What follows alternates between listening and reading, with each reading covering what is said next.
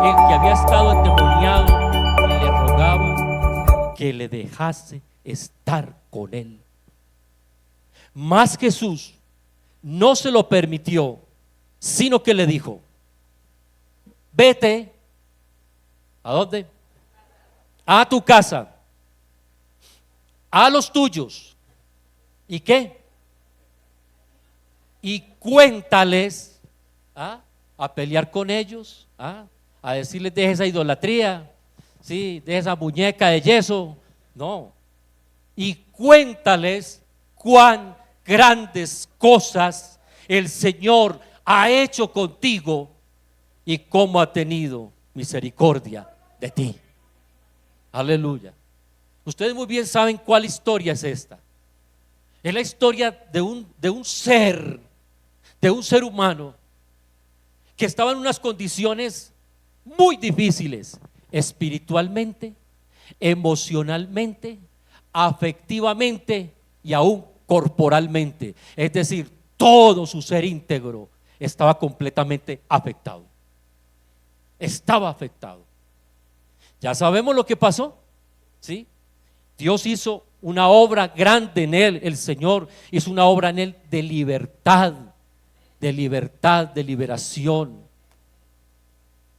Y entonces, cuando él ya estuvo libre, le pidió al Señor que le dejara irse y estar con él. Bueno, ¿por qué razón? Unas veces el Señor decía: no se lo cuenten a nadie. Y otras veces, como esta: vaya, cuente, hable.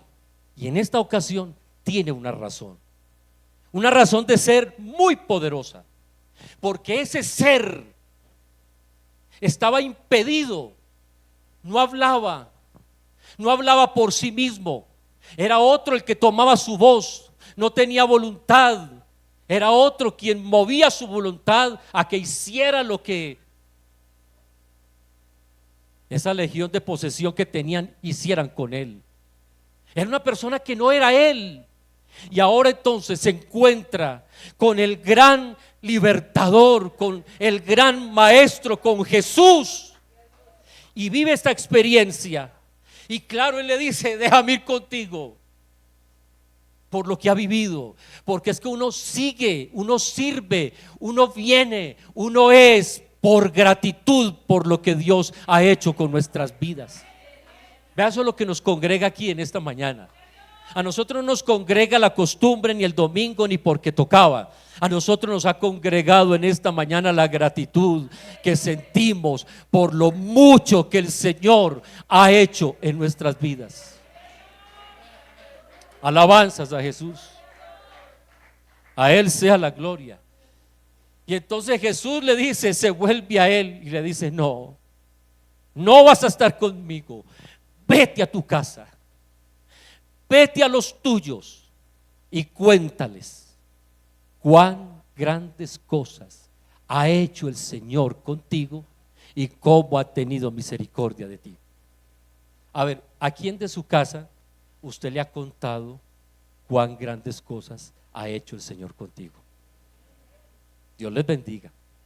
Pero yo puedo estar seguro que hay muchas esposas que tienen el esposo inconverso, que solo saben que su esposa asiste a la Iglesia Pentecostal Unida de Colombia, no más. Ha llegado el momento de hacerlo. Y quiero decirles que por la gracia y la sabiduría de Dios, es decir, Dios nos dota de eso para hacerlo de la manera correcta, ¿sí? De la manera adecuada. A mí me preocupa mucho todo lo que está pasando ahora en el contexto del mundo, porque ustedes saben muy bien que el concepto de familia se está replanteando, porque lo están transformando y lo están cambiando. Yo no sé, a mí me da una cosa, me da un desespero cuando yo veo en las redes sociales. Eso está inundado de mensajes que invitan a la gente a la separación, que invitan a suelte, sí, hay que soltar, sí, pero casi yo no veo mensajes de responsabilidad de dice: retenga, haga lo que puedas, esfuérzate. Y después de que intentes una y otra vez, si no se pudo, suelta. Pero no, eso es de una vez. Usted vive maluco, suelte. Usted vive con una persona que no la valore, suéltelo para que se quede ahí. No, señor. Porque es que hay uno que quiere destruir y desfragmentar la familia a costa de lo que sea. Pues lo hizo con la primera familia. Recordemos que la familia no la creó el Señor, la diseñó. Y nosotros somos los que la formamos. La hacemos como nosotros queremos. Porque para poder tener el carácter de Dios, primero hay que pasar por la personalidad y por el temperamento. Porque el carácter es la suma o el resultado del temperamento y la personalidad. ¿Cuál es el temperamento? Pues ese con que tú naciste, ese con que tú te formaste de cuna y con todo ello.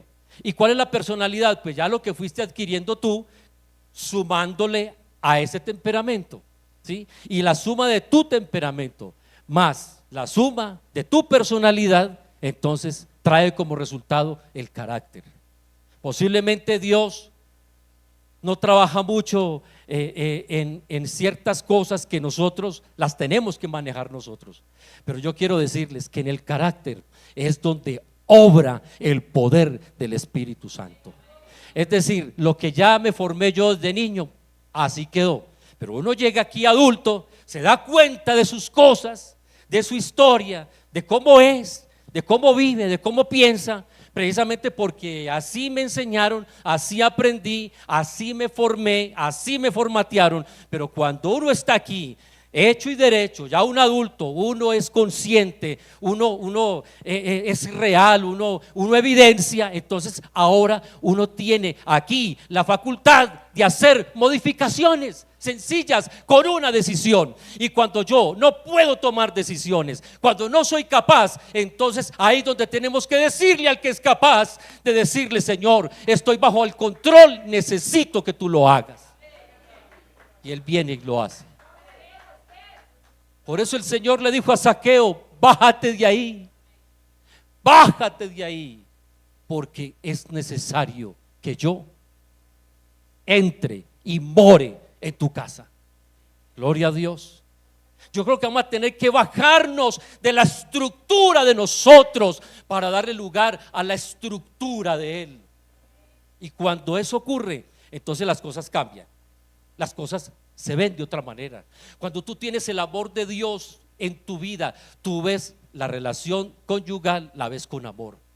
Si tienes dificultades con los hijos, ves a tus hijos con amor. Y si son los hijos ven a los padres con amor. Pero ustedes muy bien saben la dificultad que estamos viviendo.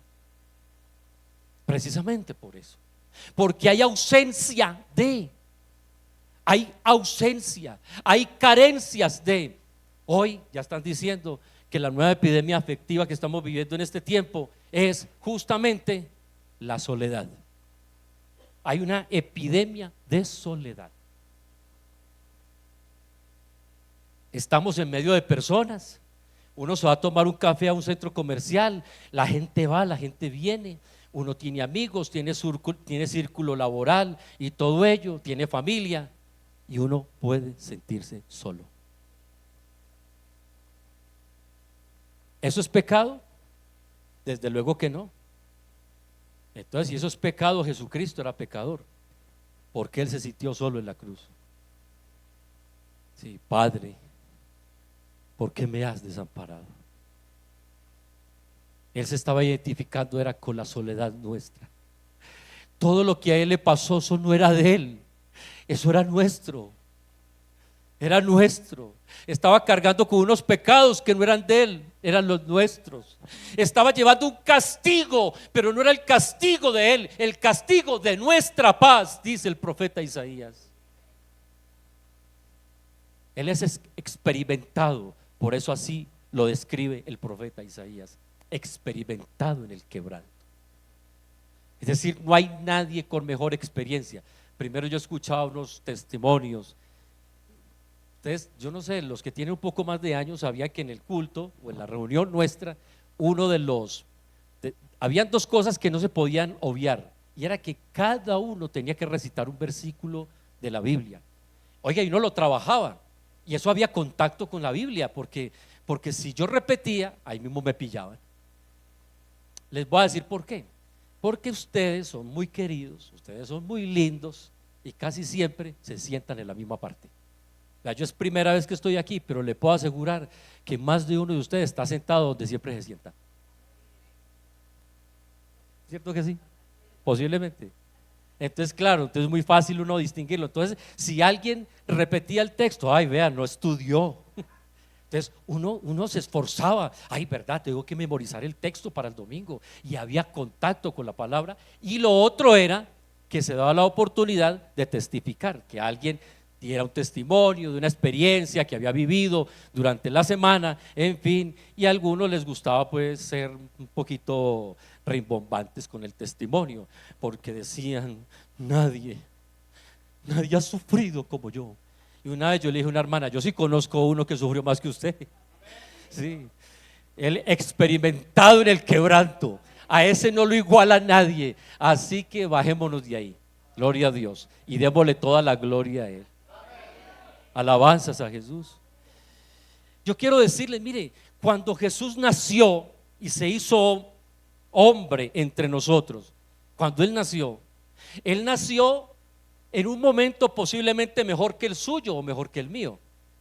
Evoque el año en que usted nació y mire a ver cuáles eran el contexto de la cosmovisión del mundo en que se estaba viviendo. De pronto hay alguno aquí que nació, ¿cuándo fue lo de las Torres Gemelas? 11 de septiembre del 2001. ¿Hay alguno aquí que nació el 11 de septiembre del 2001? Vea, se perdió el premio, hombre. ¿Sí? Bueno, entonces, dése cuenta, el que nació ese día, obviamente va a memorizar eso y va a recordar ese momento. Uy, sí, yo nací ese día, lo que pasó. Es decir, yo no sé si el día que usted nació pasó algo extraordinario en el mundo, ¿sí? O fue muy sencillo, simplemente nací yo. Ese es el milagro más grande, gloria a Dios. Pero cuando nació Jesús, ¿sí? Cuando Él nació en Belén de Judea, dice el Evangelio de Mateo, el capítulo 2, verso 1. Cuando Jesús nació en Belén de Judea, dice, en días del rey Herodes, vinieron del oriente a Jerusalén unos magos, ¿sí? Pero nació, dice, en días del rey Herodes.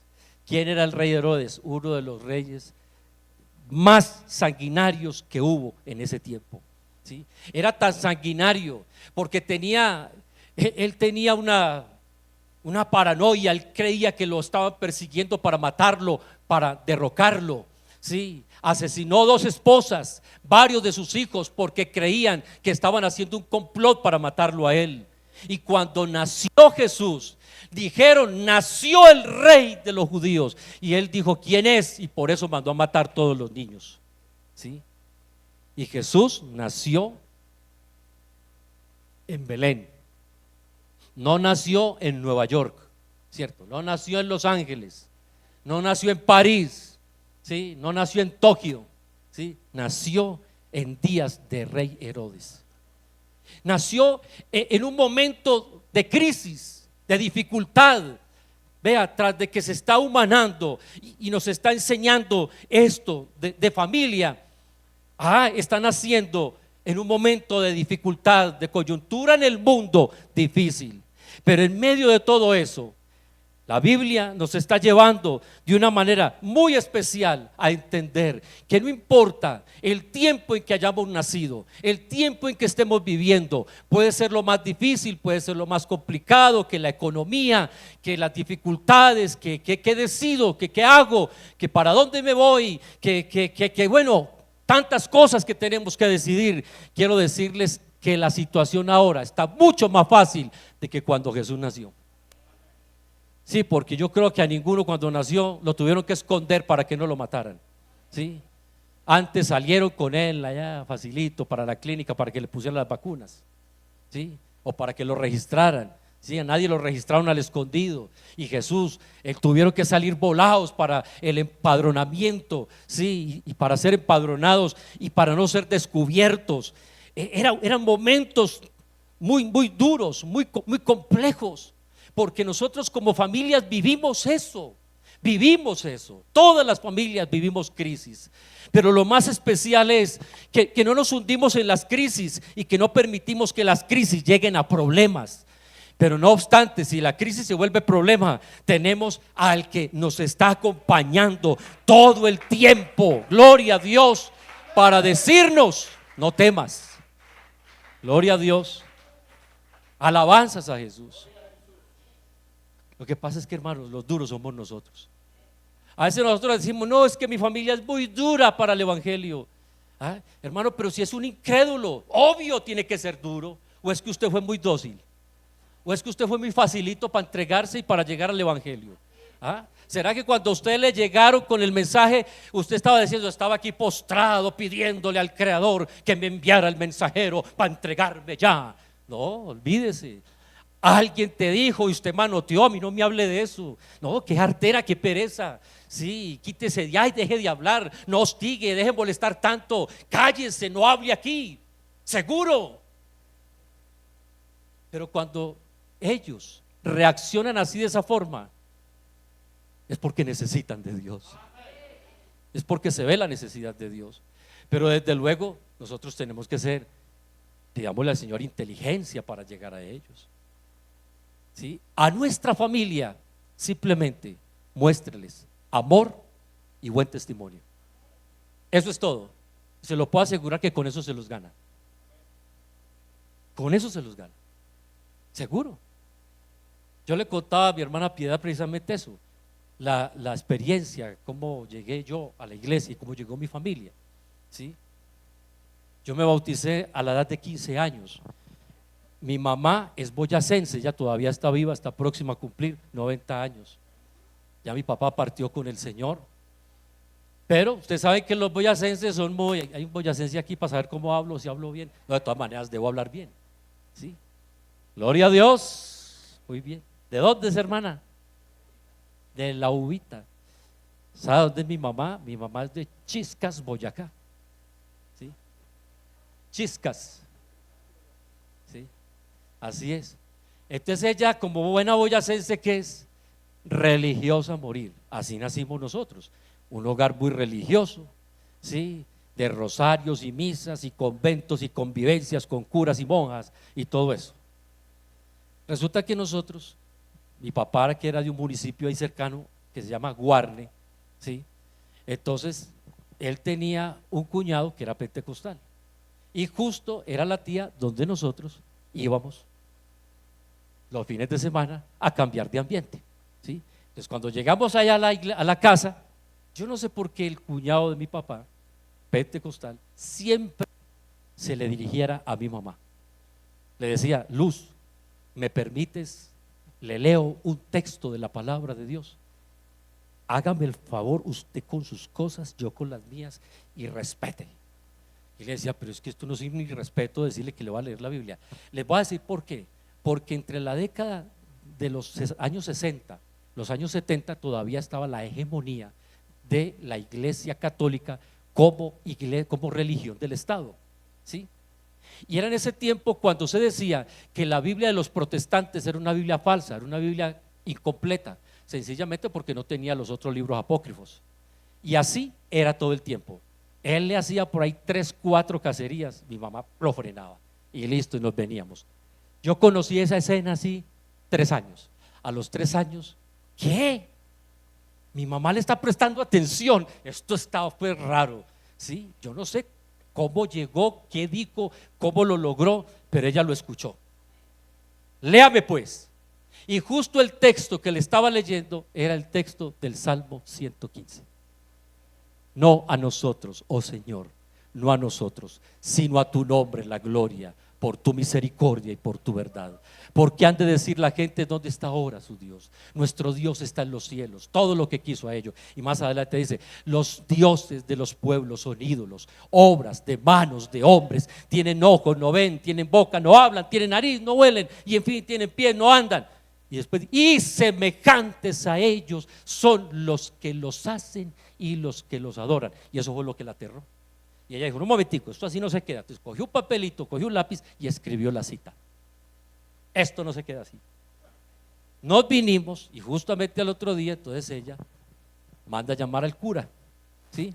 Lo invita a almorzar, y después de que el almuerzo, bueno, chaito, dijo el cura. No, un momentico, es que le tengo trabajito, le dijo mi mamá, ¿sí? Mi mamá tenía una Biblia, una versión Nelson Fuster Nácari Colunga, era una belleza de Biblia católica. Y llega, se la abrió ahí justo, porque cuando mi mamá leyó el texto en esa versión, decía aún mucho más claro. Entonces mi mamá decía: esto no puede ser, esto no puede ser, ¿cómo se le ocurre? No, en fin. Entonces lo llamó a él y le dijo: padre, me hace el favor y me explica ese texto.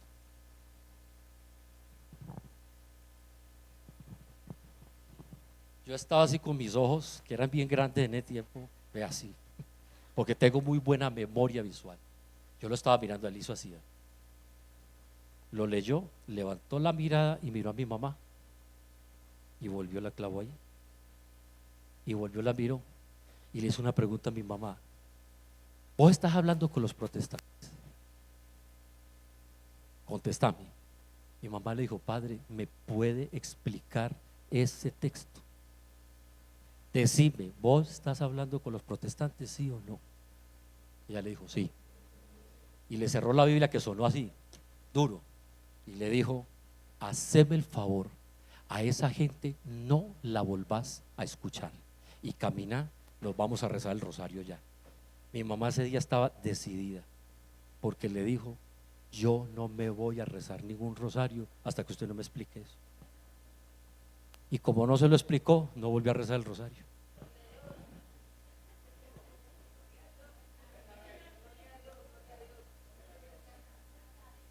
Ella solita comienza todas las tardes. Yo la veía que después de las 3 de la tarde se sentaba con la Biblia, y era: devore Biblia, lea. Volteaba para un lado, para el otro, escribía, tenía un cuaderno, hasta que llegó un pastor, le explicó, y así empezó la obra de Dios en nuestra vida. ¿Sí? Gloria a Dios. Que los boyacenses son muy duros, que es que los agnósticos son muy duros, que los nadaístas son muy duros, ay, que es que los ateos son muy complicados, sí, que es que el materialista, qué pereza. No, hermanos, es que así son, así es. ¿Cómo quiere usted que un católico, usted lo llegue a hablarle y empiece a cantarle: yo soy misionero, yo soy? No, señor, usted nunca puede esperar eso. No, él le va a refutar. ¿Cómo así? A mí no me hable de eso. Y lo mismo pasa con todas las personas. Lo mismo pasa. Si nosotros fuéramos a pedirle permiso a todos ustedes: ¿cuánto me permite que yo le hable de su pecado? Seguro que puerta cerrada. Puerta cerrada, ¿sí? Pero mira el tacto que tiene nuestro maestro Jesús. Se para en el pozo. Por aquí pasan a veces mujeres a esta hora, y no vienen las judías, sino las samaritanas, para no encontrarse. Y sí, señor, y llega una ahí, y de una vez se le dijo: mujer, 5 maridos has tenido, y el que ahora tiene no es tu marido. No, él tuvo otro diálogo con ella. Sí, hola, dame un poco de agua. ¿Cómo así? Tú no me puedes hablar a mí. ¿Y por qué? Porque tú eres judío. ¿Y qué tiene? No, que tú no puedes. Y si invertimos, y si más bien tú me pides agua a mí. ¿Cómo así? ¿Es que te crees más que nuestro padre Jacob, que fue el que nos dio este pozo? Sí, mujer. Es que el que bebe de esta agua vuelve a tener sed, depende de él, pero el que bebe del agua que yo le doy nunca más volverá a tener sed. Mire todo lo que hizo, mire la manera como aborda a la mujer, mire cómo le dice. ¿Ah? Yo les invito a que no desfallezcan. Yo sé que uno se desespera viendo a los hijos, viendo al cónyuge, a la esposa o al esposo o al papá o a la mamá. Sí, uno se desespera. No, muéstreles el amor, muéstreles cariño. Vaya, hable con ellos y si es que no hablar de Biblia, no importa, empiece por otra parte. Pero algún momento que usted vaya y no le hable, él mismo le va a decir: oiga, y no me va a decir nada. Aproveche entonces. Aproveche. Yo conocí una hermana que eso invitaba al esposo: mi hijo, acompáñeme al culto, acompáñeme. No me invite por ahí a esas bobadas, discúlpeme, porque así era. No me invite a eso. Y eso era casi 3 años diciéndole eso. Pero al último, al cuarto año, ella dijo: no, me va a proponer este año no decirle nada. Y sí, señor, el 1 de enero ella dijo: no le digo más nada. Y justo el 1 de enero, es que oiga, mi hija, y hoy no tiene programa en la iglesia. Y empezó, y claro, pues ¿cómo así? Oiga, y justo en esa iglesia tenían un espacio de oración el 1 de enero por la tarde. No sé por qué, pero lo programaron, ¿sí? Y allá fue. Y a eso, pero es que no hay alabanza, no hay grupo, no hay especial, no hay, pero era el momento del encuentro que Dios tenía preparado para él. Aleluya. Yo quiero invitarles para que nos llenemos de fe, de confianza y de valor, porque las crisis que estamos viviendo hoy, se está viviendo una crisis de uno mismo. Es decir, las personas se están sintiendo fuera de sí, ya uno no se mira, ya hemos perdido la capacidad de la introspección. Existimos no adentro de nosotros, sino fuera de nosotros. ¿Dónde está WhatsApp? Fuera. ¿Dónde está Instagram? Fuera. ¿Dónde están las reuniones sociales? Fuera de nosotros, todo está por fuera. Y cuando el hombre se desconecta de allá y está solito, ya no es capaz, no se tolera, no se encuentra, no se halla, entra en sosiego y entra hasta en crisis de paranoia, y comienzan todas las enfermedades mentales a trabajarle. ¿Por qué? Porque hay una crisis de eso. Gloria a Dios. Pero además de eso hay una crisis ética. ¿Cómo es posible que hoy, sí, nos estamos dando cuenta que el ser humano es la única criatura, sí, que a lo malo le dice bueno y a lo bueno le dice malo? Estamos viviendo una crisis de ética, sí. Ya todo lo calificamos de acuerdo a nuestro relativismo, a lo que nosotros creemos y a lo que yo opino. Ah, no, si esto es malo, pero si yo opino que no, ah, no, así tiene que ser, sí. Estamos viviendo eso. Estamos viviendo una crisis de espiritualidad. Bendito el nombre del Señor. Porque se está fabricando la vida cristiana. Ya muchos fabrican su propio estilo de vida cristiana, ¿sí? Su propia fe. No, es que yo quiero creer así, y a veces hay que dejarlos. No, el Señor dijo: si alguno cree en mí, como dice la Escritura, gloria a Dios, de su interior brotarán ríos de agua viva. ¿Qué es un agua viva? Usted no se lo ha preguntado. Alguna vez fui por allá a una montaña y un hermano me llevó: venga, le va a mostrar algo, porque su parcela tenía un nacimiento de agua y tenía unas rocas ahí, y tenía un hilito de agua, y eso brotaba, y uno decía: pero ¿de a dónde, por Dios? ¿De dónde? Y eso sálgale, y eso hace más de 18 años y todavía le sigue saliendo y saliendo. Eso es un agua viva, un agua que sale y nunca se acaba. En eso es que se convierte Dios en nuestra vida, y por eso la vida en Dios es una satisfacción plena. Aleluya. Y es el mismo Señor quien a nosotros nos dice: de lo que yo creo que tengo, es el que dice qué me sobra y qué me hace falta. Porque a veces nosotros cogemos lo que nos sobra y soltamos lo que nos hace falta, ¿sí?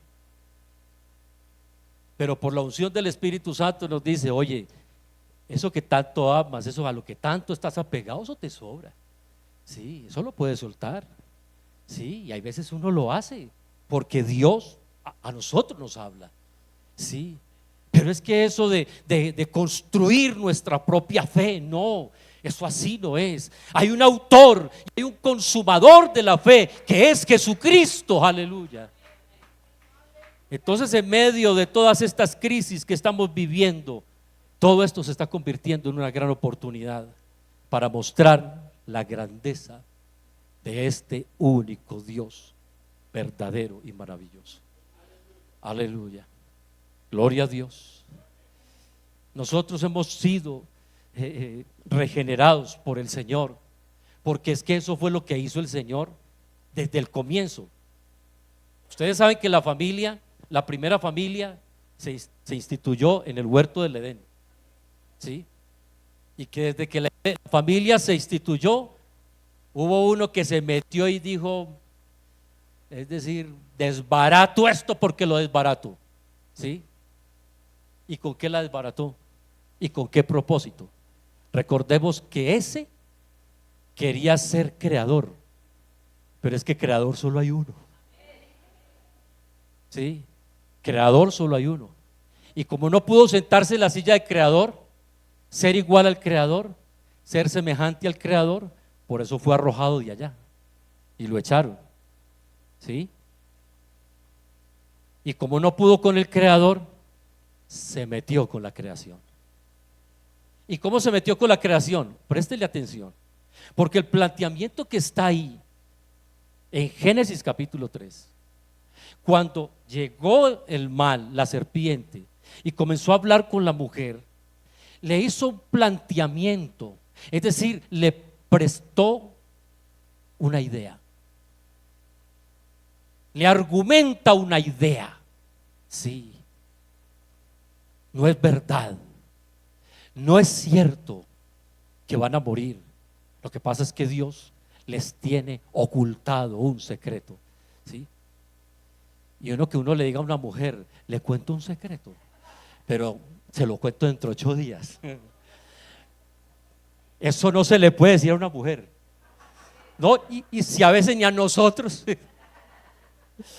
Entonces eso fue lo que le dijo. Entonces claro, la mujer dijo, cuente, que no morirán, que eso no es cierto, que eso es mentiras, Dios les está ocultando algo, ¿sí? Y por eso fue que accedió. Y accedió con tanta convicción que llamó a su compañero, y él también hubiera podido haber parado y detenido eso, ¿sí? Si él hubiera estado con ella, a lo mejor eche para allá, ¿sí? Respete y listo, y no había problema, y quién sabe cómo estaríamos viviendo hoy. Así es. Pero todo vino por una idea. Y solamente les digo, mis amados hermanos, que hoy estamos viviendo una guerra cruel, pero una guerra contra las ideas, contra las ideas. Ahora hay 1000 ideas de Dios, de la fe, de vivir la vida, ¿sí? De vivir la vida, de plantear la vida, ¿sí? Hasta aún la vida cristiana. Hoy en día hay unas pseudo iglesias que uno sinceramente le enardece el alma. ¿Cómo es posible que estén degradando el evangelio y el cristianismo de esa manera? ¿Sí? Y con esto cierro. Y eso precisamente fue lo que se refirió el apóstol Pablo cuando en la segunda carta a los Corintios, el capítulo 11 y el verso 3, dijo, tenía un temor el apóstol y dijo, pero temo que como la serpiente con su astucia engañó a Eva, vuestros sentidos sean de alguna manera extraviados de la sincera fidelidad a Cristo. Iglesia, vamos a cuidarnos porque estamos viviendo la guerra de las ideas. Usted no sabe todas las ideas que están llegando por aquí. Es que uno abre, Señor bendito, es que esto es impresionante. Esto es impresionante. Ah, entonces ¿usted por qué lo tiene? Porque hay que tenerlo, porque precisamente hay que estar en la jugada también, ¿sí? Hay que estar contextualizados, mirando lo que está pasando, ¿sí? Pero yo quiero decirles, hermanos, que no perdamos esta guerra con las ideas, que nada cambie la verdadera idea de Dios, que nada cambie la verdadera idea de la fe, del cristianismo, que nada cambie la verdadera idea de familia, Alabanzas al Señor, de la unión, que nada cambie eso. Si alguno está aquí solito, un hermano que esté solito porque las cosas no le salieron, que de pronto tuvo su cónyuge, o una hermana que está solita, yo quiero decirle en el nombre del Señor, aquí está la gracia de Dios. Aquí está la gracia de Dios para reparar tu vida. Pero los que estamos, vamos a hacer hasta lo imposible por evitarlo. Y si ya por lo último no se pudo, que al menos diga, lo hice, lo logré, traté, busqué, pero por situaciones no salieron. Pero no hagamos de eso la primera opción. No hagamos de eso la primera opción. Luchemos por nuestra familia. Yo estaba escuchando cuando la hermana estaba cantando aquí lo del desierto, lo de Faraón, ¿sí? Cuando los dejaron ir para el desierto, Faraón dijo, bueno, ¿quiénes se van a ir? Pues toda la familia. Y él dice, ¿cómo le ocurre? ¿Cómo van a llevar los niños? Mire el desierto, eso tan largo, eso tan jornadas tan largas. No, dejen los niños aquí. ¿Cuál era la intención? Hacer una nueva generación de esclavos. Porque quiere a costa de lo que sea amarrarnos y no soltarnos y dejarnos ahí. La gracia de Dios vino para sacarnos de este sistema y ser una luz para este mundo. Iglesia hermosa misionera aquí de Cedrito en Bogotá, en el nombre de Jesús vamos a ganar a mucha gente. Prepárate en oración, prepárate en la presencia de Dios, porque mucha gente te va a preguntar, mucha gente te va a abordar y te va a decir, cuénteme usted qué tiene, usted quién es que veo algo en especial en usted.